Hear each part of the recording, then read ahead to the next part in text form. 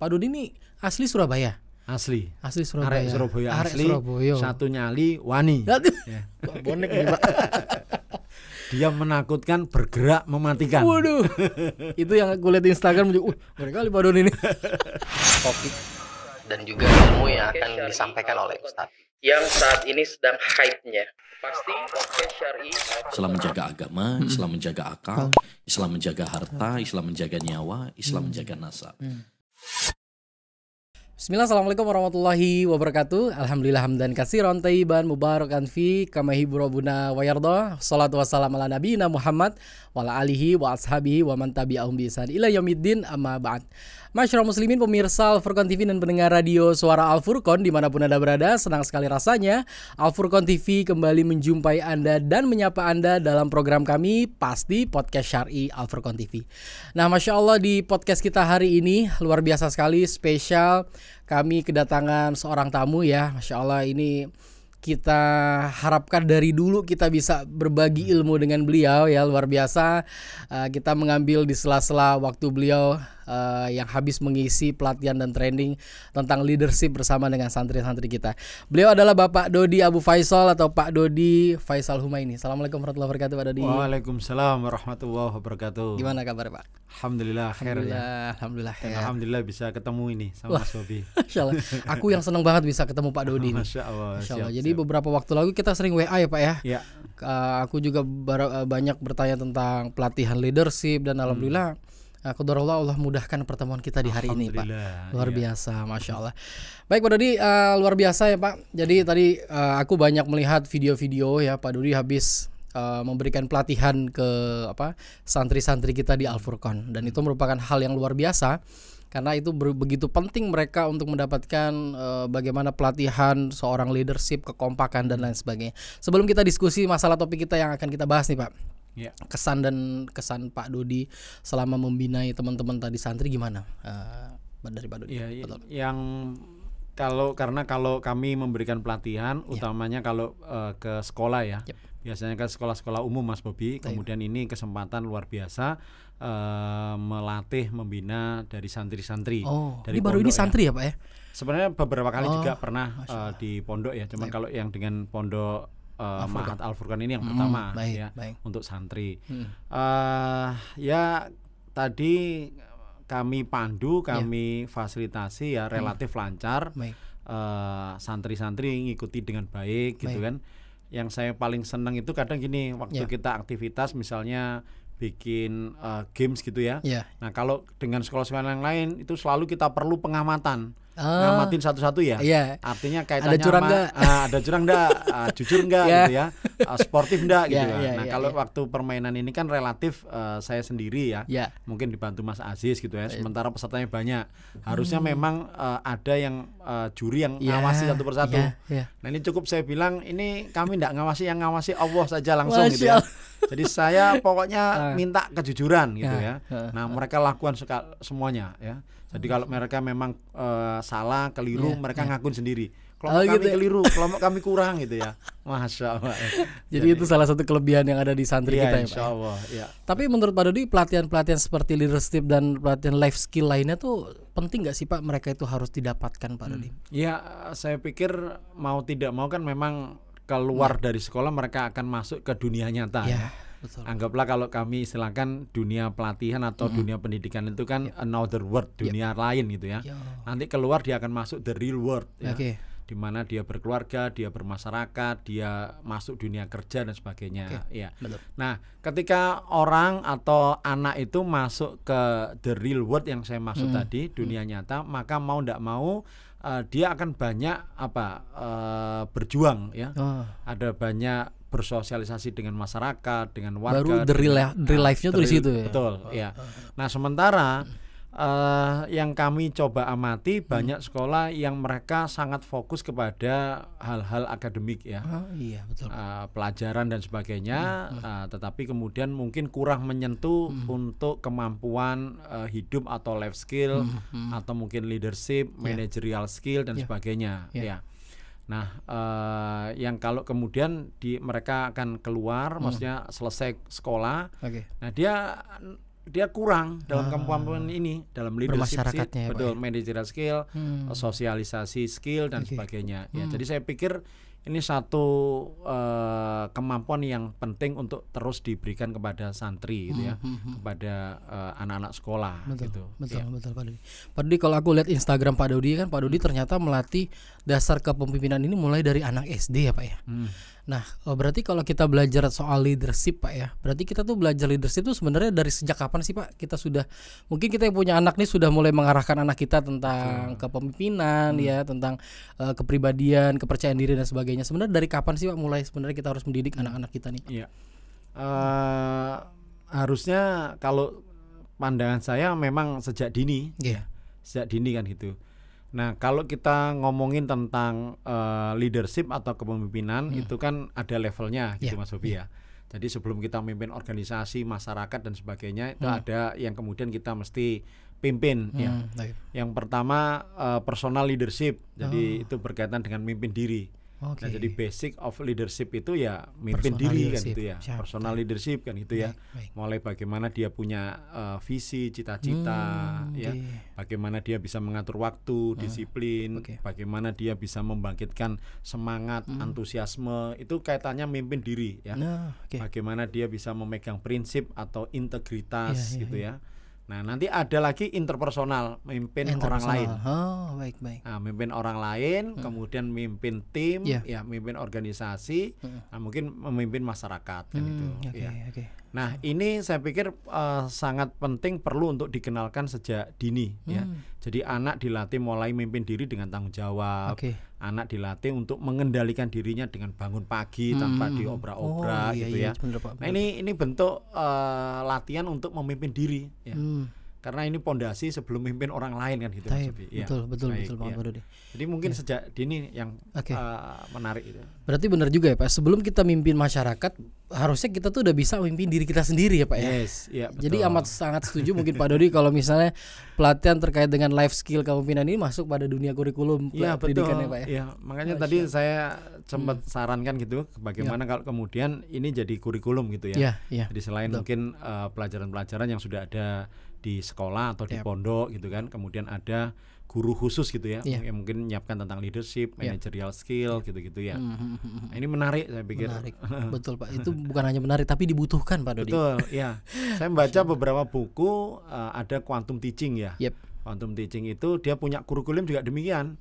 Jadi ada berkaitan tentang pelajaran secara umum gitu ya. Nah, kemudian ada life skill. Nah, kemudian ada, kalau di quantum teaching itu ada fisik ya. Jadi ada pembinaan fisik. Nah, itu sinkron dari 3 hal itu. Jadi lulusannya dia akhirnya benar-benar terjun ke masyarakat, ke dunia kerja dan sebagainya, benar-benar siap gitu. Benar-benar siap. Ya, memang tidak hanya dibekali ilmu diniahnya lah, ibaratnya ada ilmu akademisnya, tapi juga ilmu bagaimana dia siap menghadapi dunia masyarakat ya. Betul. Apa tadi pada the real world-nya, masuk ke dunia nyata. Betul. Itu sebenarnya yang sebenarnya harus mereka hadapi ya Pak ya. Betul.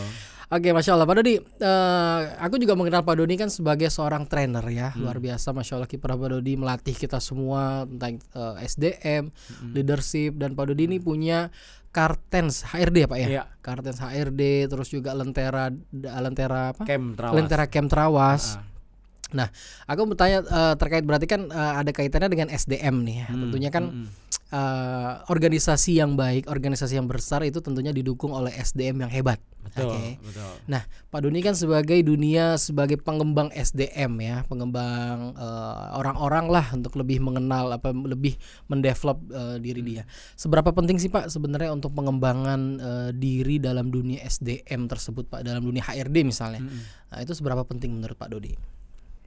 Jadi bicara tentang SDM ini mereka ini yang kemudian menggerakkan, ya, mengelola gitu ya. Artinya kalau kita punya gedung nih, kemudian punya aset, properti dan sebagainya, yang menggerakkan ini semua adalah manusianya kan gitu ya. Yang mengembangkan nanti manusianya ya. Jadi saya pikir ini satu aset yang terpenting gitu ya. Kalau boleh dibilang kekayaan organisasi, kekayaan perusahaan yang terbesar adalah manusianya. Benar. Itu maksudnya aset itu Pak ya. Betul, manusia itu.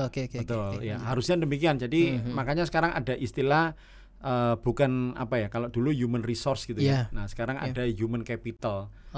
Karena kalau mindsetnya human resource itu adalah memandang SDM atau human itu sumber daya. Nah sekarang human capital ya. Jadi dia dianggap sebagai aset modal ya, modal besar suatu perusahaan atau lembaga atau organisasi ya. Tetapi memang begini. Jadi kadang kalau ditanya gitu ya, apa nih aset terpenting, aset terbesar suatu organisasi? Ya. Tadi apa jawabnya Mas Bobi? Manusia. Betul. Ya. Nah, sampai di sini aja masih keliru sebenarnya. Masih salah. Salah itu Pak? Masih salah. Apa itu? Gimana? Seru nih. Ini Pak Dodi ini konsultan SDM tapi ngomong bukan sebagai aset terpenting ya SDM-nya ya. Nah, tidak keliru sih sebenarnya, cuman kurang lengkap. Jadi aset terpenting suatu perusahaan itu adalah manusia yang tepat. The right people. People ya. Betul. Ya, the right people, orang yang tepat. Karena kalau kita hanya berhenti pada bahwa aset terpenting manusia lah, kalau pas manusianya ini manusia yang salah, manusia yang keliru, manusia yang dalam tanda petik rusak ya.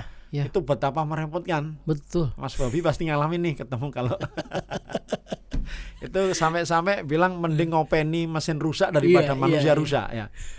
Mesin rusak karuan kan gitu ya. Dia rusak diem kan. Ini rusak mengganggu. Nah maka saya pikir satu hal yang penting berkaitan dengan SDM adalah kita memulai dengan mindset bahwa kita mesti menemukan dan bekerja sama dengan the right people, orang yang tepat ya.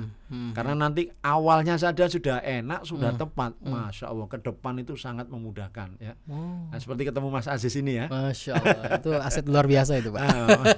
Maka saya selanjutnya sudah tidak perlu negur, tidak perlu terlalu banyak mengingatkan gitu ya, tidak khawatir karena jujur, amanah. Betul. Nah itu ibaratnya sudah separuh pekerjaan saya sudah terbantu kan itu ya. Betul. Tinggal kita ngarahin saja pekerjaannya apa dan sebagainya.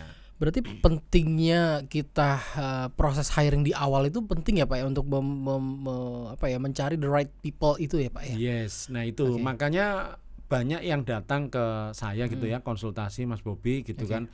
Itu selalu ya kayak memadamkan api kebakaran. Jadi memang ketika saya tanya bagaimana, iya Pak, ini awalnya kemarin rekrutmennya pokoknya terima saja, kemudian kadang ada titipan ini, dari titipan itu dan sebagainya kan gitu ya. Tidak melihat mengenal kepribadian, karakter, potensi, bakat, ya, kompetensi dan sebagainya. Nah akhirnya apa yang terjadi? Ke belakangnya benar-benar susah. Kebenarannya benar-benar merepotkan ya. Makanya betul bahwa langkah pertama kalau berkaitan dengan manajemen sumber daya manusia adalah rekrutmennya. Yes. Nah, ini nggak boleh keliru gitu. Yang dilakukan Kartens itu untuk untuk pengembangan atau mungkin dari mulai awal rekrutmen itu yang kalau Kartens HRD ini yang punya Pak Dodi. Jadi kalau prinsipnya tentang mengelola SDM itu ada 3 tahapan, ada 3 fase ya. Yang pertama adalah membentuk ya. Yang kedua mengembangkan, yang ketiga mengakselerasikan. Membentuk, mengembangkan, mengakselerasikan. Jadi tahapannya demikian ya. Membentuk itu ya dimulai dari orang-orang yang terpilih yang kita lakukan rekrutmen ya. Membentuk itu. Jadi dimulai dengan merekrut orang yang tepat. Ya. Membentuk yang kedua yaitu dari internalisasi istilahnya corporate value ya. Mulai mengenalkan visi organisasi apa, misi organisasi apa, nilai-nilai budaya organisasi itu bagaimana, aturannya bagaimana gitu ya. Induksinya ya. Betul, induksinya ya. Kalau ospek itu kalau sekolah ada ospek ya. Ospek ya, betul. Bukan, itu mahasiswa ya. Ini apa ya? Ospek. Ospek orientasinya itu, lah ya, masa-masa orientasi pengenalan kampus itu kan. Nah, itu kalau mungkin SMA juga demikian, ada orientasi siswa baru. Nah, itu induction-nya ya, artinya internalisasi value, aturan dan sebagainya. Nah, terus yang pengembangannya itu gimana tuh Pak? Jadi setelah kita merekrut orang yang tepat, kemudian menginduction mereka, ya, menginduksi dengan value, corporate dan sebagainya. Nah, mengembangkan itu training development. Ya, artinya memang di HRD di bagian kepegawaian organisasi menyiapkan program pelatihan untuk karyawan. Ya. Punya kalender pelatihan selama 1 tahun misalnya, meleveling karyawan. Jadi biasanya sih paling gampang kalau di perusahaan itu mulai level operator, staff, ya. Nah, nanti ada supervisor, manager, kemudian ada direktur, bottom, middle, topnya mulai dari bottom, first line, kemudian middle, kemudian top manajemennya. Nah, training yang efektif harus spesifik, ya, menyasar kepada segmen-segmen ini. Yang repot atau yang sering terjadi juga adalah banyak yang digebiah uyah, ya. Jadi ada pelatihan yang itu pokoknya pelatihan untuk semuanya. Gitu.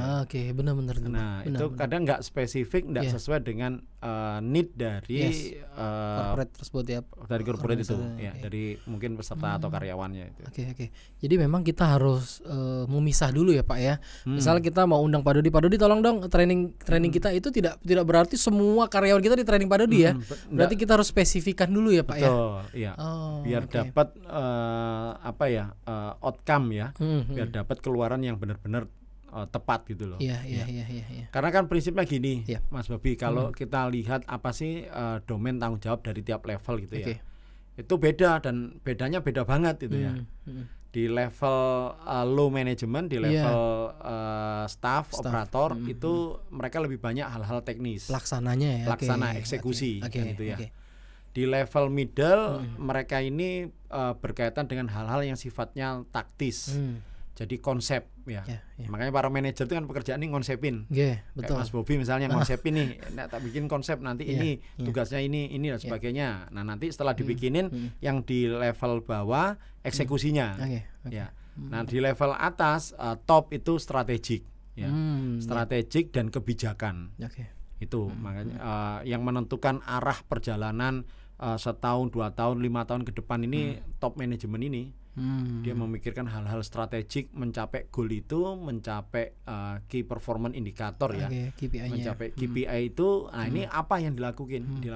Jadi dia menentukan target sampai menentukan strategi-strateginya.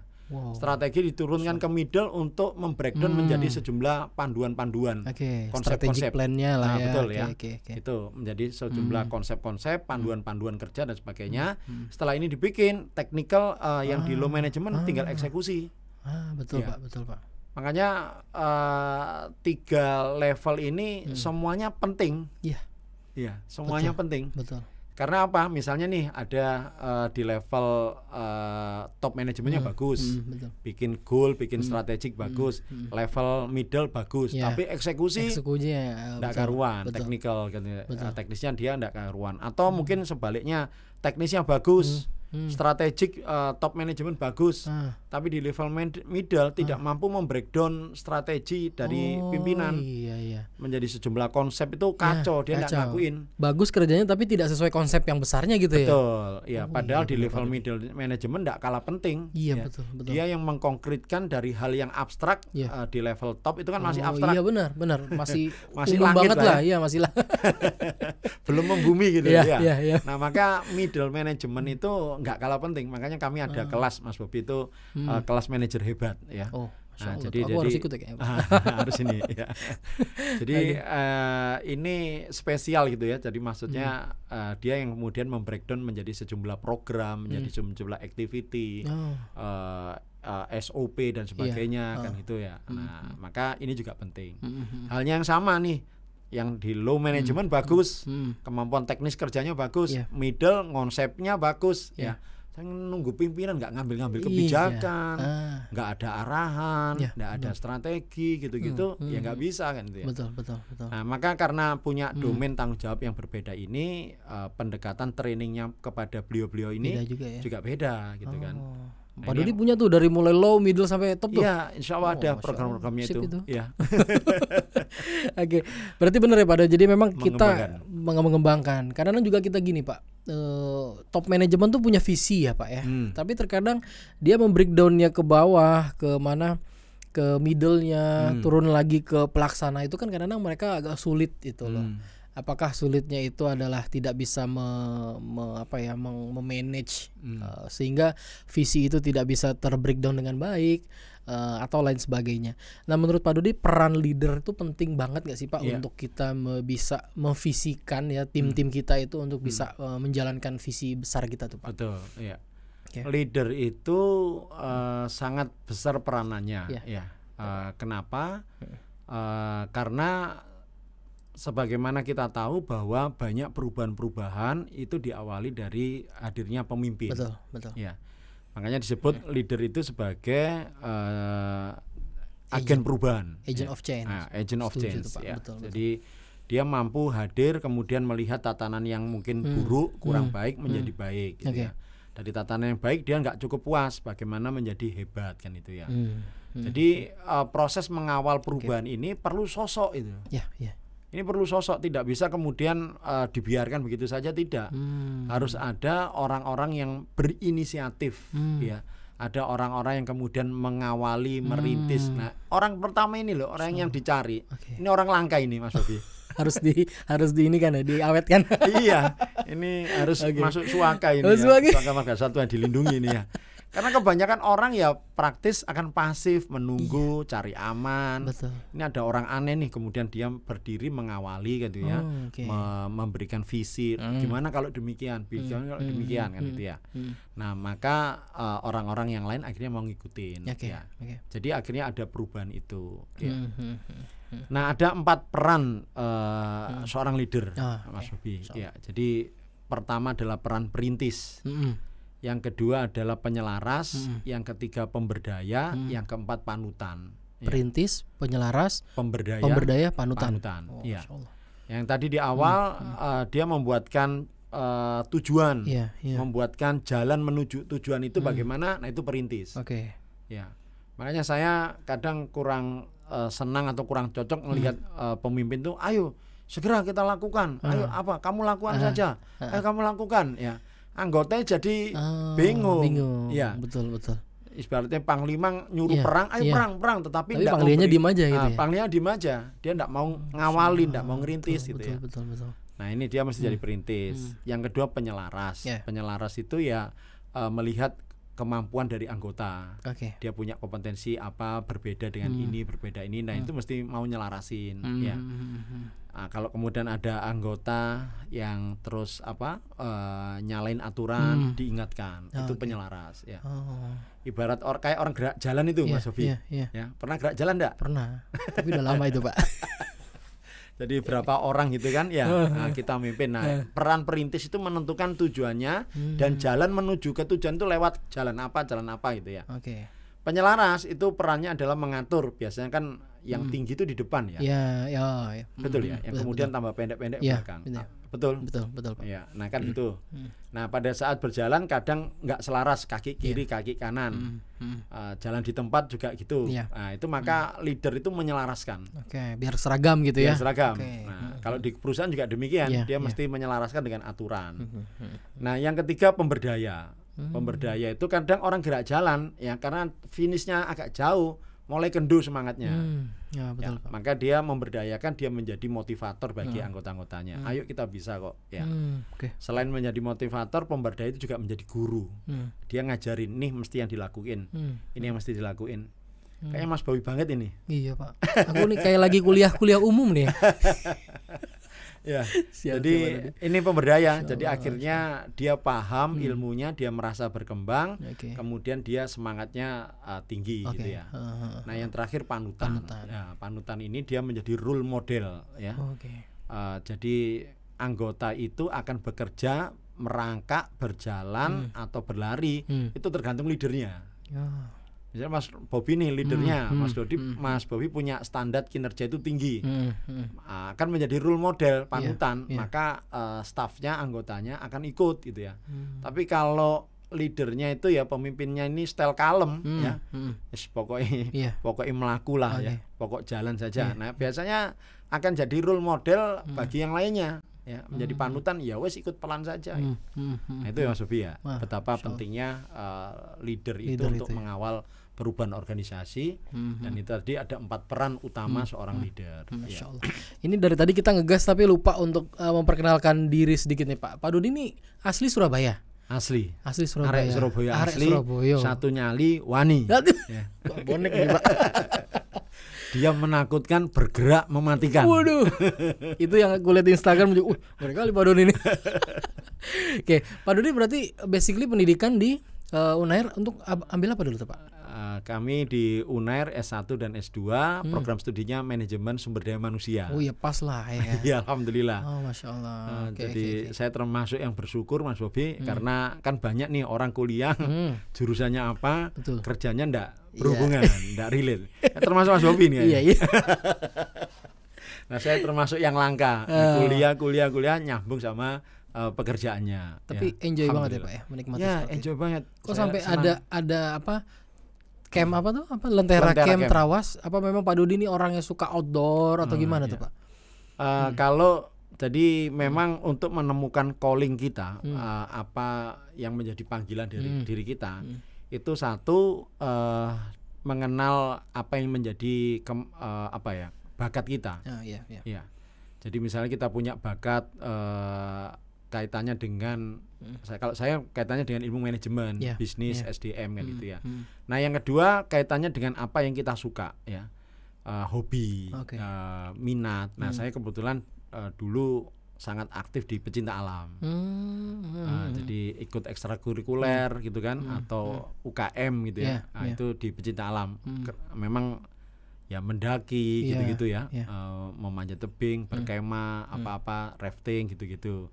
Nah akhirnya coba kami kombinasikan antara bakat dengan minat dan bisnis juga. Betul, dan yang mendatangkan cuan ya. Yang kira-kira irisan ketiga itu yang orang mau membayar untuk itu gitu loh ya. Nah akhirnya saya berpikir oke lah ini ada pelatihan manajemen, pelatihan leadership, tetapi tidak di ruangan gitu ya. Maksudnya selain di ruangan juga kita lakukan di luar, di alam kan ya. Karena ya ada yang mengatakan bahwa alam itu kan sekolah juga gitu ya, sekolah terbaik bagi kita gitu kan. Nah itu.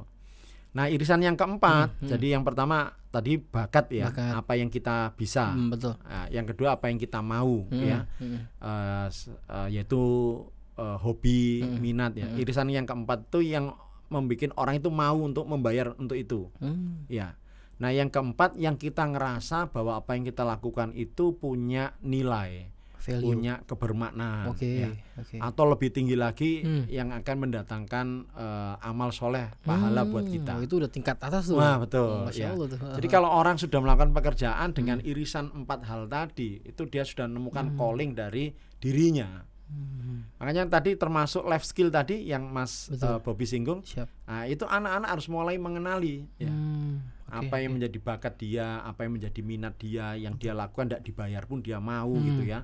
Nah, kemudian dia berpikir kira-kira ini entrepreneur ya, yang kalau dia lakuin, dia jual dalam tanda petik itu orang akan mau membeli gitu ya. Sampai dia merasakan ini kayaknya ada kebermaknaan.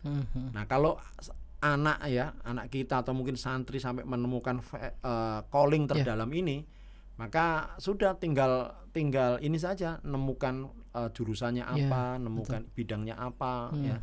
Sampai ke depan dia akan lebih punya power ya, punya kekuatan untuk ngerjain pekerjaan itu. Betul. Tapi memang benar banget Pak Dodi, kalau kita sudah menyampai titik di mana hobi, pekerjaan dan sudah berurusan dengan dakwah itu kayaknya luar biasa ya Pak. Masya Allah betul.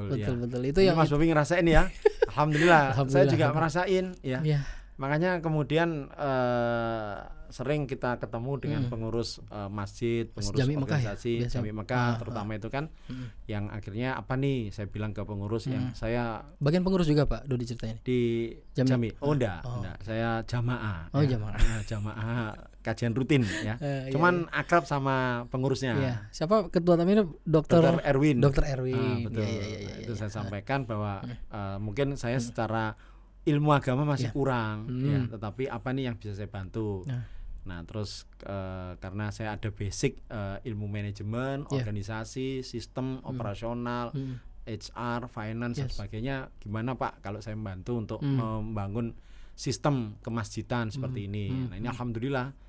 Ya jadi akhirnya ilmu itu tidak serta-merta duniawi gitu ya.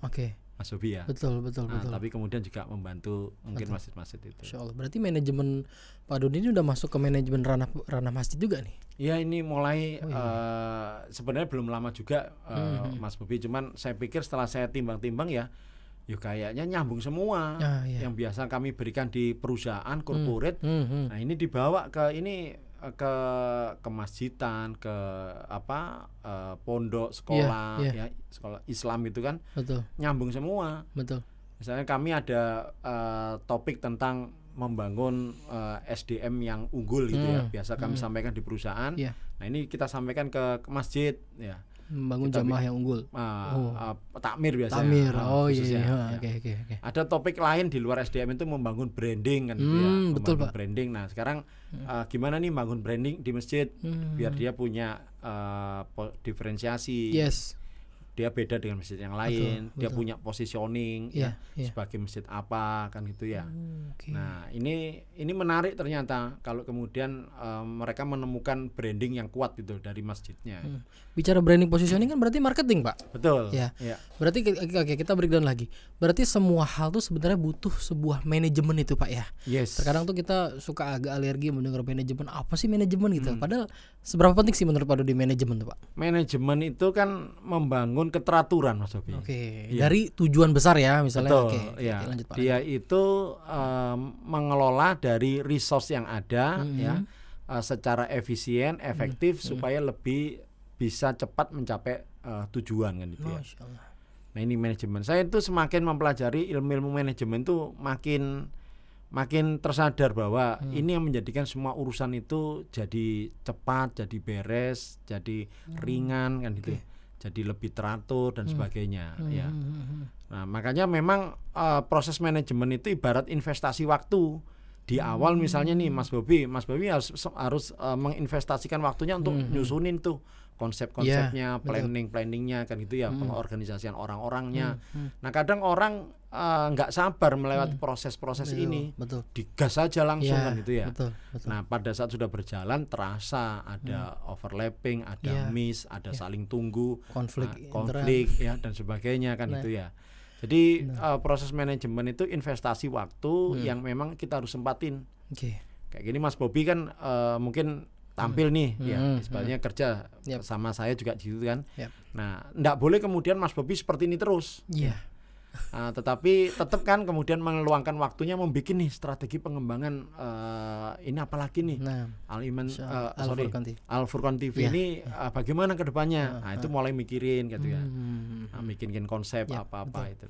Betul. Memang kembali lagi peran sebuah leader dan juga konsep manajemen itu memang penting sekali ya Pak ya. Untuk membangun atau mencapai sebuah strategi atau visi yang kita buat gitu lah. Masya Allah. Pak Dodi bicara tentang HRD ya kan. Pak Dodi kan juga ya Kartens juga membidangi HRD. Sekarang ini kan HRD sebenarnya kalau lah untuk corporate tuh pasti ada ya kan. Tapi sekarang ini kita kalau lingkup pondok pesantren gitu kan. Ya itu menurut Pak Dodi seberapa penting sih Pak HRD itu yang ada di organisasi ya kita bilang masih organisasi kecil lah. Nah, seperti itu gimana menurut Pak Dodi terkait ini yang kenyataan atau idealnya? Dua-duanya deh Pak. Jadi kan misalnya ada manusia ya, tim ada pelanggan gitu ya, ada keuangan, kemudian ada katakanlah supplier gitu ya, mesin atau apa gitu ya. Nah kadang kalau kita tanya nih, saya tanya ke peserta training, ibarat kita jadi business owner, jadi kepalanya, jadi ketuanya, hal apa yang kita pegang sendiri, yang kita takut nih kalau dipegang yang lainnya, apa biasanya Mas Bobi? Uang ya nomor satu ya. Ini makanya banyak toko-toko itu kalau masalah uang kasir itu dipegang sendiri. Oh iya betul. Betul ya. Betul Pak. Nah itu. Terus yang kedua apa? Pelanggan, supplier. Betul. Ya. Nah, mulai orang berpikir pelanggan tak pegang sendiri lah. Iki nek ngerti karyawan-karyawanku tahu nanti bisa diambil gitu kan ya. Atau nanti malah nggak deal, harus sama ownernya supaya deal gitu. Yang ketiga setelah survei itu saya tanya supplier. Supplier itu bagi beberapa business owner dipegang sendiri. Kenapa? Supaya kalau nanti diketahui tempat kulaannya, suppliernya, mereka akan mungkin buka usaha atau apa dan sebagainya. Ya. Nah ternyata faktanya memegang pegawai manusia itu yang terakhir setelah uang.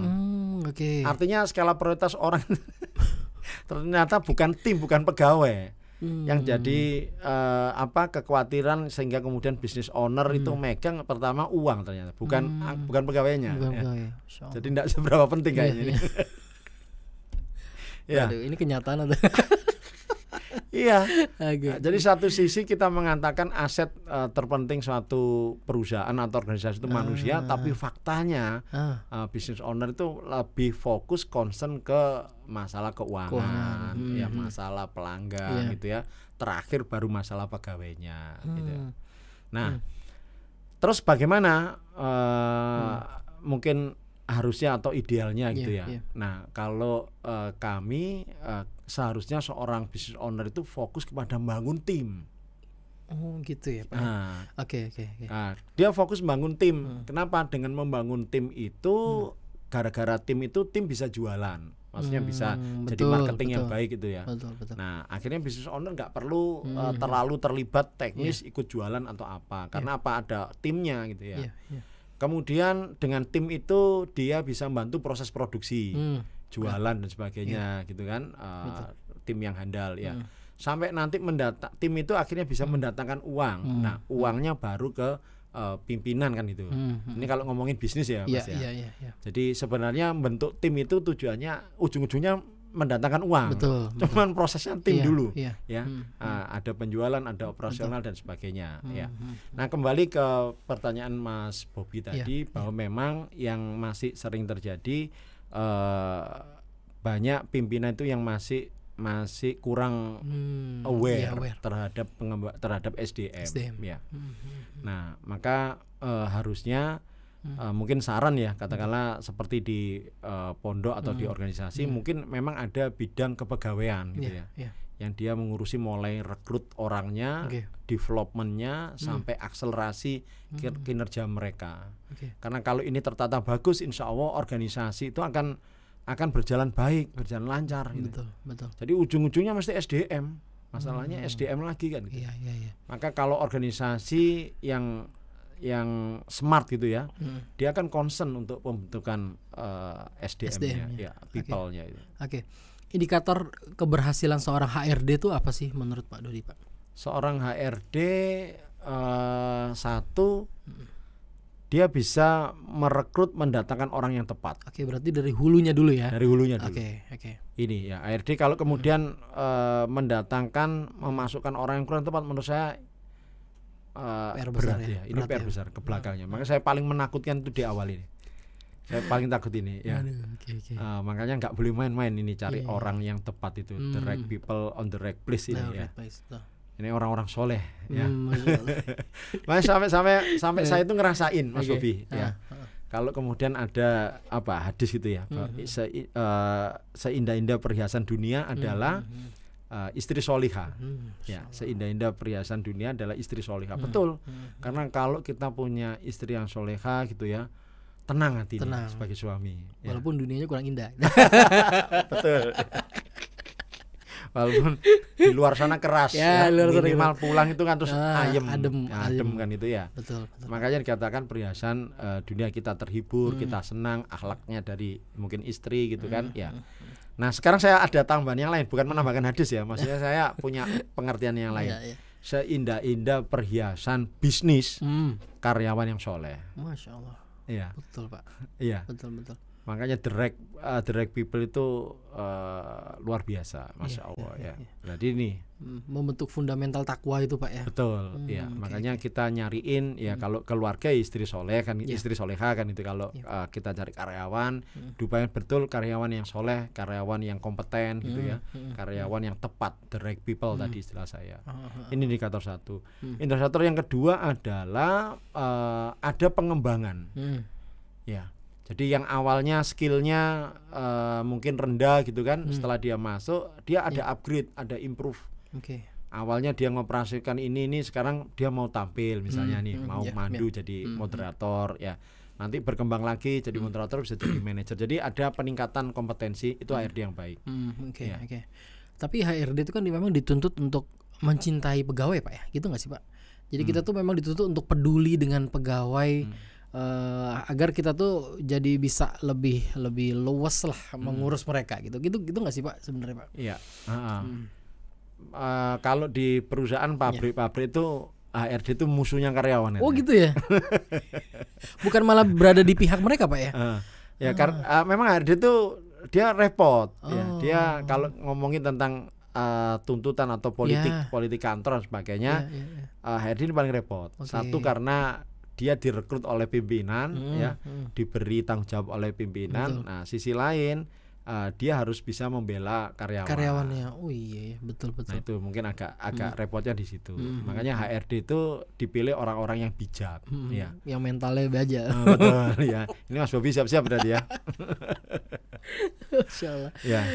Saya lanjut yang tadi yang indikator ya. Tadi satu merekrut orang yang tepat, dua adalah terjadi pengembangan peningkatan dari SDM yang ada di organisasi, Mas Bobi ya. Yang ketiga adalah ada peningkatan karir. Penting ya Pak ya. Nah, betul. Makanya itu salah satu tugas HRD kan mengatur peta karir karyawan. Ya. Dia punya rekamnya ini, kompetensinya apa, prestasinya apa dan sebagainya. Nah kemudian dia bisa letakkan orang-orang itu di posisi yang lebih baik, lebih tinggi dan sebagainya. Ya. Dan ujung-ujung dari manajemen SDM atau HRD itu adalah kinerja. Ya, jadi merekrut orang yang tepat itu kan biar cari orang yang kinerja bagus. Pelatihan diberikan, peningkatan diberikan biar kinerjanya bagus, memberikan kesempatan karir dan sebagainya biar kinerjanya bagus. Jadi ujung-ujungnya kinerja. Setuju Pak, outputnya ya Pak. Ya betul, ujung-ujungnya kinerja. Oke, Masya Allah. Pak, bicara tentang ini, kan Pak Dodi juga pernah aku lihat tuh melakukan pelatihan tentang loyalitas, engage kepada karyawan, kepada perusahaannya. Boleh bagi sedikit Pak, gimana caranya agar membuat karyawan itu benar-benar merasa memiliki atau merasa sangat-sangat senang berada di sini, itu bagaimana sih kita harus membangun itu Pak? Betul, iya. Jadi salah satu tugas peran HRD ya di fase mengembangkan tadi Mas ya. Jadi ada membentuk, mengembangkan, mengakselerasikan. Mengembangkan itu yang dikembangkan dua hal, yaitu yang pertama kompetensinya dalam bentuk pelatihan training development. Nah, yang kedua mengembangkan dalam bentuk kerekatan ya, kelekatan dengan organisasinya atau yang bahasa lain engagement tadi. Ya. Nah, dia bisa menciptakan engagement. Jadi orang kalau sudah engage ya, punya kedekatan dengan organisasinya, itu dia akan totalitas Mas. Oh iya Pak ya. Betul. Dia akan memberikan kontribusi yang sangat besar. Makanya ya alhamdulillah kalau misal kemudian kita punya karyawan, kemudian dia engage banget, akhirnya dia memberikan ide, gagasan baru, mau pulang lebih akhir gitu kan, tanpa ada lembur atau apa, itu karena dia sudah engage dengan organisasinya atau lembaganya. Nah, bagaimana bangun engage? Nomor satu, mau tidak mau memang basic need itu dicukupi ya, kebutuhan dasar. Kalau kita bicara kompensasi ya minimal untuk kebutuhan hidup itu dia sudah tercover kan gitu. Nah, yang kedua basic need itu adalah apa yang membantu dia bekerja, peralatan-peralatan, perlengkapan gitu ya. Yang memudahkan kerja. Juga, ya. Tapi kalau kita kerja sudah semangat tetapi nggak ada alatnya, ini nggak ada komputernya, nggak ada ini, akhirnya nggak kerasan. Ya. Tapi kalau kemudian pimpinan itu membantu apa nih yang kamu perlukan biar kamu berkinerja lebih tinggi. Nah, saya perlu laptop Pak. Oke, laptop. Saya perlu mungkin kamera ini, saya perlu ini. Wah, itu akan merasa dihargai dia. Karena diberikan properti gitu ya, kepercayaan properti yang membantu dia. Jadi itu basic need yang memudahkan dia bekerja. Yang kedua, dukungan pimpinan. Dukungan pimpinan artinya pimpinan dekat, mengapresiasi, karena kalau orang sudah punya pimpinan yang baik, perhatian, itu dia akan lebih engage, motivasi itu lah. Nah, betul. Nah, yang ketiga adalah hubungan yang baik dengan teman-temannya, lingkungannya itu enak. Makanya ada orang yang gajinya itu tinggi tapi nggak kerasan, protes ke temannya, enak tempatmu loh, kan enak tempatmu, gajimu besar. Iya, tapi aku walaupun besar tapi lingkunganku nggak enak. Orang-orangnya cuek, orang-orangnya nggak perhatian, sikut-sikutan, tusuk dari belakang. Nah, itu akhirnya menjadikan dia nggak engage. Nah, yang keempat, pertumbuhan. Jadi kalau organisasi memberikan pengembangan pertumbuhan kepada timnya, kepada anggotanya, dia akan semakin engage, diberikan kesempatan pelatihan, diberikan kesempatan workshop, dibiayai untuk ikut sertifikasi, diberikan beasiswa. Nah, itu ada pertumbuhan karena orang itu kan lebih mintingin diri sebenarnya. Betul. Daripada organisasi. Tapi kalau organisasi membantu kepentingan dirinya untuk bertumbuh, aku akan loyal dengan organisasiku. Jadi diserang egoismenya itu ya, Pak. Betul. Karena dia ujung-ujungnya sebenarnya manusia kan bagaimanapun punya ego ya. Iya, betul. Kadang kalau ditanya rasa memiliki itu bagaimana menunjukkan rasa memiliki ke perusahaan atau ke organisasi. Saya pikir ini nggak semudah itu, karena bagaimanapun tiap pribadi itu lebih punya rasa memiliki terhadap dirinya. Nah, maka kalau kemudian tadi kembali ke pertumbuhan, bahwa organisasi mampu memfasilitasi dia untuk berkembang, bertumbuh gitu ya. Nah, karyawan itu akan merasa aku dibantu untuk berkembang kan gitu. Sehingga aku akan lebih loyal dengan organisasi ini. Taib, masyaallah. Pak Dodi, kayaknya serius banget ini temanya. Iya, makanya aku bilang kayak kita lagi kuliah umum aku nih. Pak Dodi, mungkin terakhir nih aku mau tanya terkait dengan super team ya. Pak Dodi kan juga buka train membangun super team. Yang mesti untuk mengerti soal super team itu apakah dari leadernya ataukah memang dari istilahnya dari bawahan, Pak? Atau gimana treatment Pak Dodi untuk membangun istilah super team tersebut, Pak Dodi? Ya, kalau duanya memang berkaitan. Biasa kalau kami di pelatihan itu memberikan ada istilahnya itu team leader, ada team player. Tim leader, tim player. Jadi pemimpin tim sama pemain tim. Ibarat sepak bola itu kan ada yang bermain, ada yang memimpin kan gitu ya. Mungkin yang memimpin mungkin manajernya atau mungkin pelatihnya atau apa Nah, dua-dua ini harus memberikan melaksanakan perannya yang tepat gitu ya.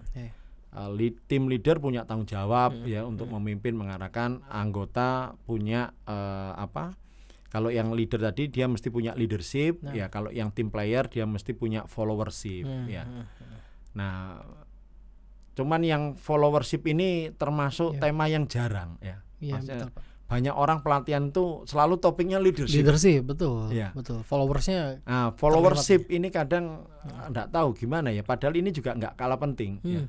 Bagaimana melatih kepatuhan, ketaatan, menjadi pengikut atau follower yang baik dan sebagainya. Nah ini. Kemudian prinsip membangun super team itu setelah saya coba pelajari, saya simpulkan ada 2 pilar utama, Mas Bobi. Nah, ini. Yang pertama yaitu keteraturan, yang kedua kebersamaan. Sudah, itu saja. Keteraturan dan kebersamaan. Jadi membangun tim itu atau team building, super team itu pertama membangun keteraturan atas kerja dari anggota-anggota itu. Kebersamaan itu menciptakan budaya untuk saling hormat, saling respect, saling mendukung dan sebagainya. Nah, keteraturan biasanya dimulai dari kayak 1 dari tujuan, tujuan yang sama, 2 tugas dan peran, 3 aturan. Nah, itu pokoknya intinya membuat mereka ini teratur. Kadang ada organisasi yang keteraturannya tinggi tapi kebersamaannya kurang. Ada kan? Oh iya, ada benar. Jadi dia ditarget dengan KPI, dengan job disk, dengan SOP dan sebagainya. Tapi mereka kaku. Ya, karena emosionalnya kurang, hubungan emosionalnya. Ini Mas Bobi, makanya perlu dibangun nih bagaimana kedekatan emosi. Formal di kantor, non formal di luar kita tetap dekat. Ya, betul. Nah, anytime ada organisasi yang kebersamaannya tinggi, keteraturannya yang rendah. Jadi kantor ini boleh jadi tempat ngopi Mas Bobi. Oh iya, benar. Wah, ayo ini santai, beberapa main catur atau apa ya. Ditanya, yang gimana programnya, gimana target? Wah, yang penting kebersamaan gitu ya. Yang penting ngopi sih. Yang penting ngopi ya. Akhirnya ibu-ibu di kantor arisan gitu ya. Bapak-bapaknya main guyon-guyon dan sebagainya. Nah, ini kebersamaannya mungkin tinggi, tapi diajak teraturnya nggak mau. Ya. Ini juga merepotkan, akhirnya jadi lambat produktivitasnya. Ya, karena akhirnya rame tok ini, tidak produktif. Ada yang ketiga, keteraturannya rendah, kebersamaan juga rendah. Sini lengkaplah penderitaan ini. Diajak teratur sulit, isinya sikut-sikutan. Oh, insyaallah. Iya. Nah, tentunya yang ideal adalah kalau membangun tim itu membangun keteraturan, kemudian juga membangun budaya kebersamaan. Ya. Keteraturan itu dibangun dengan sistem, dengan manajemen, kebersamaan dibangun dengan leadership. Ya, leadership dari leadernya tadi loh ya. Untuk menciptakan suasana itu. Nah, itu sudah kalau dua pilar itu terbangun kuat, ya maka insya Allah yang dimaksud super team itu akan terwujud. Ya. Trust me, it works. Betul. Berarti salah satu tujuan dari games di luar tuh untuk membangun kebersamaan ya Pak? Ya, betul. Tapi ada games yang juga kita arahkan mereka untuk teratur mungkin. Betul, gitu ya. Iya. Teraturan, mengikuti aturan, one command, satu komando, ya. One goal, satu tujuan, one rule, satu aturan kan itu. Itu membangun keteraturan, ya. Membangun kebersamaan itu intinya 3. Bagaimana menciptakan kebersamaan? 1 yaitu komunikasi. Ya. Komunikasi. Nomor 1 itu hubungan yang bisa saling percaya, ya. Dan menyenangkan. Ya. Nah, jadi kalau kebersamaan itu diciptakan dengan hubungan, ya, dengan suasana lingkungan yang saling percaya. Yang kedua fun.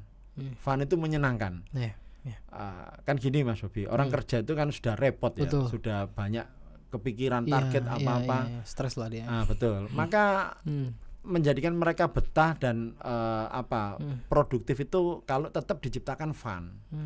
Beberapa perusahaan itu kan menyediakan spot-spot ya, ada spot untuk ngopi, disiapkan minuman kopi, ada kemudian meja, kursi, saling berhadapan. Sekedar memindahkan kafe dari luar menjadi kafe itu ya. Ada yang nyiapkan tenis meja, ada kadang nyiapkan ring basket apa-apa. Itu karena ingin menciptakan suasana fun. Oh iya, betul Pak ya. Ya, ada di Apple nyiptakan seperti itu, ya di Google gitu kan, tempat-tempat kerjanya itu kayak fun, menyenangkan gitu. Jadi yang formal banget gitu tidak, ya. Nah, ini akan menciptakan suasana kebersamaan. 3, komunikasi yang terbuka dan empatik, ya. Jadi komunikasi terbuka itu, ayolah kita ngomongin kalau ada masalah apa-apa gitu ya. Nah, yang keempat adalah menciptakan kebanggaan atau jiwa korsa, ya, ke anggotanya. Biasa kan anak geng-geng motor itu kan kebersamaannya tinggi ya. Karena dia punya punya sesuatu yang kebanggaan. Aku motor ini, aku gitu. Bener. Ngalahi Ikhwan gara-gara cangkruk-cangkruk. Iya, makanya kebersamaannya tinggi kan itu. Ya. Makanya semoga ini termasuk Al-Furqan ya.